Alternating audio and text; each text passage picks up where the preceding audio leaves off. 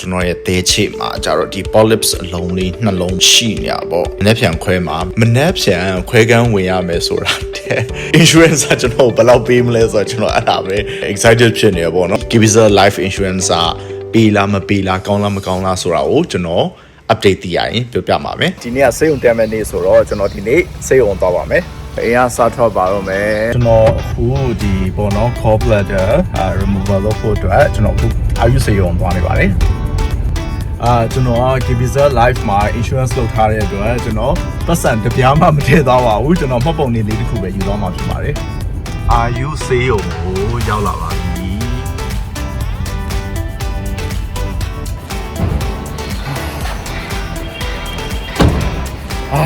ဒီဆိုရင်တော့စေယုံဘက်ကိုကူပါမယ်check your order နော် okay ကျွန်တော်အခုဒီမှာCG ကိုဆေးရတယ်ဒီဆေးရတယ်အခု ECG ကတော့ရိုက်ထားတာတစ်ပတ်ကျော်ပါတဲ့အတွက်ထပ်ပြီးတော့ ECG ဆိုရမယ်ပေါ့နော်အဲကြောင့်ကျွန်တော်စောင့်ရဖြစ်ပါတယ် ECG တဲ့ကိုစောင့်နေပေါ့နော်အစောပိုင်းကျွန်တော်ဘာလုပ်လဲဆိုတော့ admission ဌာနကိုလာတယ်လာပြီးတော့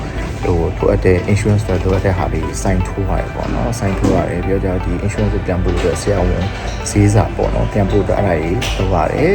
လုပ်ရပြီးတော့ကျွန်တော်အခုဆိုရင်တော့အကုန်လုံးဈေးစစ်တဲ့ဟာတွေသူစစ်တဲ့ဟာတွေအားလုံးပေးပြီးသွားပါပြီ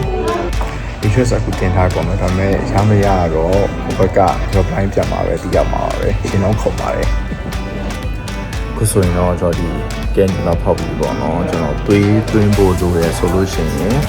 သွေးသွင်းရမယ်ပေါ့နော်အဲ့တော့ဒီသွေးသွင်းဖို့အတွက်ပေါက်ရဲဆေးပိုင်းထိုးအတွက်ပေါက်ရဲဆိုပြီးတော့တင်တာသူပေါက်ထားဖြစ်ပါတယ်ကျွန်တော်နေရမယ့်အခန်းတန်ရှင်းလုပ်နေရတဲ့ကျွန်တော်အပေါ်မတက်ခင်ရွှေပလင်မှာဝင်ပြီးတော့ဒေးတဲ့စာဝင်စားခဲ့ပါတယ်ကျွန်တော်ရဲ့စိတ်ကြိုက်အသားလုံးကျော်နဲ့ထမင်းမောင်းပါကဲအခုဆိုရင်တော့ကျွန်တော်ရဲ့အခန်းလေးရပါပြီ10တက်မှာပါအခန်းလေးကတော်တော်လေးကျယ်တယ်အလင်းလေးရတယ်ပေါ့နော်ဒီကတဒါအကြီးလည်းပါတယ် microwave လည်းပါတယ်ရင်းနေတဲ့ပေါ့နော်အကုန်စောအားလုံးပဲမင်္ဂလာပါကျွန်တော်အခုအာယူစေယုံမှာစေယုံတက်နေရဖြစ်ပါတယ်စေယုံတက်ရဲ့အဓိကအကြောင်းရင်းကတော့ကျွန်တော်ပေါ့နော်ကျွန်တော်ရဲ့သေးချေမှာကြတော့ဒီ polyps အလုံးလေးနှလုံးပေါ့နော်အဲ့ဒါရှိနေရပေါ့ရှိနေရဆိုတော့ကျွန်တော်ဘယ်ကနေဘလို့ဖြစ်လာလဲတော့မသိဘူးပေါ့နော်ကျွန်တော်အဲ့ဒါဘိုက်အောင်တာပေါ့ဘိုက်အောင်တာနဲ့နောက်ဆုံးမြကြည့်လိုက်တော့အဲ့သေးချေအလုံးလေးတဲလေးနှလုံးပေါ့နော်နှလုံးဖြစ်တာ ਨੇ အခုအဲ့ဒါကိုထုတ်ရမှာပေါ့နော်ထုတ်ရဆိုတော့သေးချေဆိုထုတ်လို့မရအောင်ဒီအလုံးလိုက်ထုတ်ရမှာဆိုတော့ကျွန်တော်အခုဆေးရုံရောက်နေတာပေါ့နော်ဆေးရုံရောက်တော့ကျွန်တော်အခုမနှက်ပြန်ခွဲမှာကိုကျွန်တော်တရက်ကြိုပြီးတော့ပေါ့နော်ဒီသူတွေဆေးရတယ်ဒီလိုအပ်တဲ့ပြင်ဆင်မှုတွေအကုန်လုပ်ရတယ်ပေါ့နော်ကျွန်တော်အဓိကပြောချင်တာကျွန်တော်မနှက်ပြန်ခွဲရမှာပေါ့နော်မနှက်ပြန်ခွဲရပြီမဲ့ခွဲရတော့ excited မဖြစ်ဘူးဘာဖြစ်လို့ဆိုတော့ကျွန်တော်ဒီနေ့ဒီဆေးရုံတက်ဖို့တော့ပေါ့နော်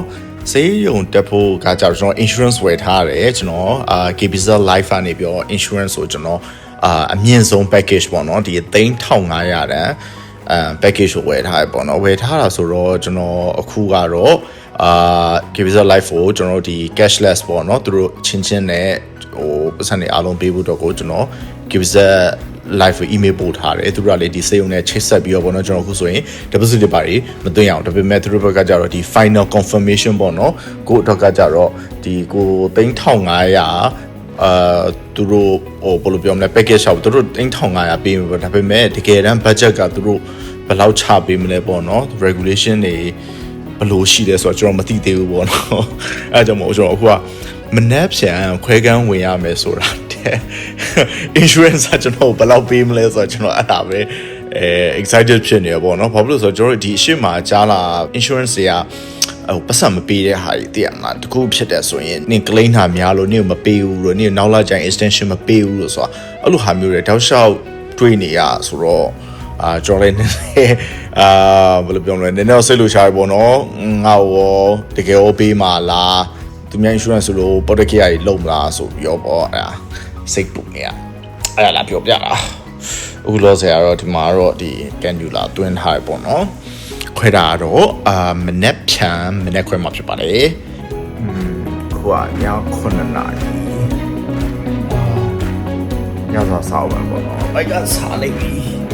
အာယူစေယုံမှာဒီလူနာအခန်းထဲမှာ microwave တစ်ခါလေးလှုပ်ထားပေးတာတော့ကျွန်တော်တို့ပေါ့နော်ဟင်းနေပိုင်းနှွှေးခြင်းနဲ့ဆိုလို့ရှိရင်ကျွန်တော်ဒီ nest counter ပိုင်းသွားလို့ဆရာမလို့ပဲနဲ့ကိုယ့်ဘက်ကိုကုတ်ခန်းထဲမှာပဲအလွယ်တကူထမင်းဟင်းနေနှွှေးပြီးတော့စားလို့ရပါတယ်ဒါကတော့အိမ်ကနေအမေထည့်ပေးလိုက်တဲ့ထမင်းကြိုင်ပေါ့နော်ဒီစေယုံကထမင်းဟင်းနေစားရတာအဆင်မပြေရင်အိမ်ကဟင်းစားလို့ရအောင်ဆိုပြီးတော့ထည့်ပေးလိုက်တာဖြစ်ပါတယ်ဒီစေယုံကကျွေးတဲ့ထိုင်းဟင်းတွေကတော်တော်လေးစားလို့ကောင်းတယ်ဆိုပြီးနာမည်ကြီးနေတာပေါ့နော်Good morning ပါအခုမနက်6နာရီခွဲပေါ့နော်6နာရီခွဲဆိုတော့ကျွန်တော်ဒီပိုတက်စီနဲ့တဲမတဲ့ပိုတက်စီလာဆန်းပြီးတော့အခုဒီ trip ချိတ်ဖို့အတွက်စီရောက်လာပြီပေါ့နော်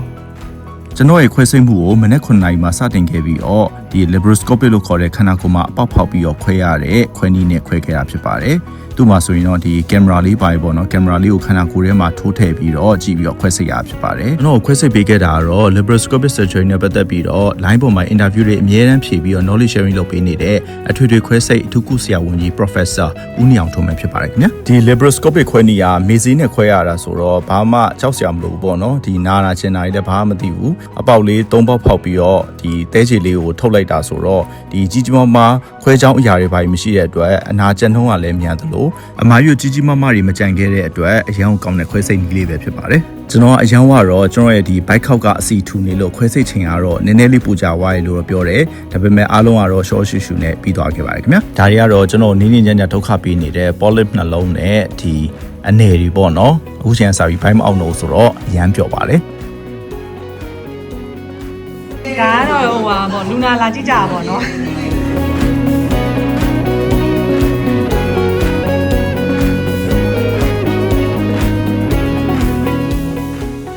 တဲချေထုတ်ပြီးချင်းရပိုင်းကအရေးပဲတောက်အောင်မှာဆိုတော့ပေါ့နော်ကျွန်တော်လာပေးတဲ့မုံတွေကိုလူနာလာမေးတဲ့ဧည့်သည်တွေကိုကျွန်တော်ပြန်ပြီးကြွေးရဆိုတော့ဘာနဲ့တူပါလဲဆိုတော့ပေါ့နော်ကျွန်တော်စေယုံတက်တာလုံးဝဟိုတယ်မှာ staycation လာတယ်လို့ပေါ့နော်တနေ့ဧည့်သည်တွေကလုံးဝ10နှစ်ချီပြီးလာတာဆိုတော့အရန်ကိုပျော်စရာကောင်းတဲ့အမှတ်တရအနေလေးပဲဖြစ်ပါတယ်ဒါကတော့ကျွန်တော်ရဲ့ဘိုက်မှာခွဲစိတ်ထားတဲ့အပေါက်၄ပေါက်ပါလုံးဝဘာမှသွေးထက်တာတွေဘာမှမရှိဘဲနဲ့တက်တက်တာတာနဲ့ဒီလိုအရန်ကောင်းပါတယ်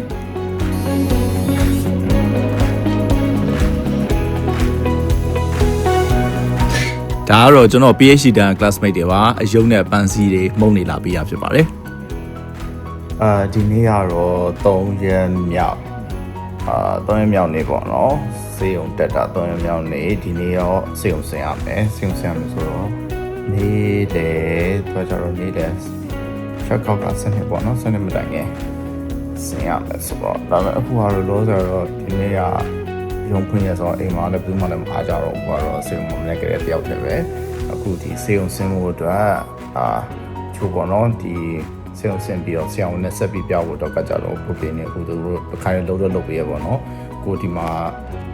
booking ထိုင်လုပ်တယ်ပြီးတော့စေုံဆင်ဖို့အတွက် sign ထိုးတာကြီးလုပ်တယ်အခုသူတို့စောင့်နေပေါ့နော်ဟိုကတော့ဘာမှတော့တိတ်တော့ကြီးမားတော့နာတာတော့မရှိတော့ဘူးသူပိုက်ထဲမှာဆိုရင်တော့နိုင်လွန်ဂျိုးလေးနဲ့စီးထားတော့နည်းနည်းလေးတင်းလေးတော့ရှိနေရပါတော့ကျွန်တော်တို့ဒီ Giza Life Insurance ပေးလားမပေးလားကောင်းလားမကောင်းလားဆိုတာကိုကျွန်တော် update သိရရင်ပြောပြပါမယ် Bye bye အခုဆိုရင်တော့ဆေးရုံဆင်းဖို့အတွက်ငွေသွားရှင်းပေးရမှာပါ insurance တွေမှာဆေးဖို့ပဲပါပြီးတော့ဒီအစားတောက်စရိတ်တွေမပါတဲ့အတွက်ပေါ့နော်ကျွန်တော်အစားတောက်စရိတ်မနေ့နေ့လယ်ည3ရက်စာကိုရှင်းပေးရပါတယ်ကဲအခုဆိုလို့ရှိရင်ကျွန်တော်ဆေးရုံတက်နေရဲ့ကာလာပတ်လုံးကျွန်တော်ဘာကြီးလုပ်လဲဆိုတာကိုကျွန်တော်ပြောပြပြီးသွားပြီဆိုတော့ကျွန်တော်တော်တော်များများမေးကြရပေါ့နော်ကျမ်းမာရေးအာမခံထားတာကျွန်တော်ရော်ကြီးဘယ်လောက်ရလိုက်လဲပေါ့နော်ကျွန်တော်ကကြတော့ဒီဆေးရုံတက်တော့ကကြတော့300နီးပါးကုန်ခဲ့တာဆိုတော့ health insurance ကကြတော့ကျွန်တော်ကုန်ခဲ့တဲ့ပတ်စံတွေအားလုံးကို300နီးပါးကျွန်တော်ပြန်ပေးရပေါ့နော်အဲ့တော့ကျွန်တော်ဘာမှတိတ်ပြီးများစားထပ်ပြီးတော့မကုန်လိုက်ဘူးပေါ့နော်ပြီးနောက်တစ်ခုကကြတော့ cashless သွားခြင်းနဲ့လို့ cashless ကကြတော့ insurance နဲ့ဆေးရုံနဲ့ဓာတ်ရိုက်ချိတ်လိုက်တာဓာတ်ရိုက်ချိတ်ပြီးတော့ cashless သွားခြင်းနဲ့ဆိုလို့ရှိရင်ကကြတော့ insurance ကိုအနည်းဆုံး3ရက်ကြိုပြီးတော့ပေါ့နော်ဒီ email နဲ့တော့၎င်းဒါမှမဟုတ်လို့ရှိရင်လည်းဖုန်းဆက်ပြီးတော့ပေါ့နော်ကိုယ်တိုင်ကိုကြကြောင်းချထားမယ်ဆိုလို့ရှိရင်တော့cashless သွားမယ်ပေါ့နော် cashless ကတော့ပတ်စံတစ်ပြားမှမကုန်ဘူးတိုင်းရှိုက်ဒီဆေးရုံနဲ့ insurance နဲ့နှစ်ယောက်ချိတ်ပြီးတော့ပတ်စံမကုန်မင်းနဲ့ အလုပ်လည်းမရှုပ်တော့ဘူးပေါ့နော်အဲ့လိုမျိုးသွားလို့ရတယ်cashless ကြတော့ဒီ3ရက်ကြိုရမယ်ပေါ့နော် LOG form တွေဖြည့်ရမယ်နောက်ပိုင်းကျတော့ဒီလိုအပ်တဲ့ဒီပေါ့နော်ဆရာဝန်ရဲ့စေကူတာမှတ်တမ်းတွေပါတယ်အကုန်လုံးကိုသူ့ကိုကြိုပြီးတော့ email နဲ့ပေါ့နော်ပို့ပြီးတော့အကြောင်းကြားထားမယ်ဆိုလို့ရှိရင်တော့ cashless အသုံးပြုလို့ရပါတယ်ခင်ဗျာပြီးတော့ကျတော့ကျွန်တော်ရဲ့ insurance မှာဘာပါလဲဆိုလို့ရှိရင်ကျွန်တော်ကကျတော့ဒီစိတ်ယုံတက်နေတဲ့ကာလ